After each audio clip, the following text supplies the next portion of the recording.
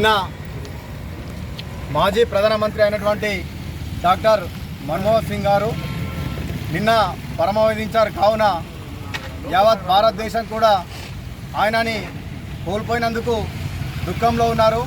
ఎందుకంటే ఆయన ఒక ఆర్థికవేత్త.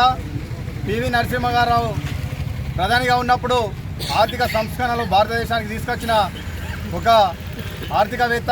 అదేవిధంగా ఆయన రిజర్వ్ బ్యాంకు గవర్నర్గా కాంగ్రెస్ పార్టీకి కానీ దేశ ప్రజలకు కానీ ఎంతో సేవ చేసినటువంటి వ్యక్తి. ప్రధానిగా ఉన్నప్పుడు 10 సంవత్సరాలు సంకీర్ణ ప్రభుత్వాన్ని పటిష్టంగా నడిపించినటువంటి ఒక మహానాయకుడు. అంతేకాకుండా సమాచార హక్కు చట్టం, ఉపాధి హామీ చట్టం, అదేవిధంగా ఆహార భద్రత చట్టాలని ప్రధానిగా ఉన్నప్పుడు తీసుకొచ్చినటువంటి ఘనత ఆయనకే దక్కుతుందని చెప్పేసి మేము చెప్తా ఉన్నాం. ఏదైతే బడుగు బలహీన వర్గాలు సామాన్యులు అందరికీ కూడా అందుబాటులో ఉన్నటువంటి చట్టాలను తీసుకొచ్చినటువంటి ఒక ఉత్తమ ప్రధాని ఈ మన్మోహన్ సింగ్ గారు. అదేవిధంగా ఒక మంచి ఆర్థికవేత్త.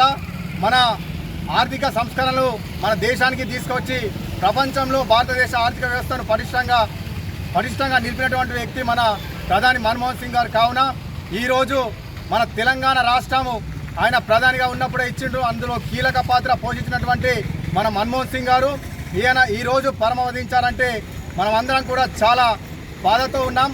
ఓన్లీ మన భారతదేశం కాదు, యావత్ ప్రపంచంలోని దేశాలన్నీ కూడా ఈరోజు ఒక మహనీయుని కోల్పోయినామని చెప్పేసి మనమంతా బాధతో ఉన్నాం. మరొక్కసారి వారికి మా యొక్క నందిపేట మండల కాంగ్రెస్ పార్టీ తరఫున, నందిపేట మండల ప్రజల తరఫున వారికి నివాళులు అర్పిస్తున్నాం. జోహార్ జోహార్ డాక్టర్ మన్మోహన్ సింగ్ జీ.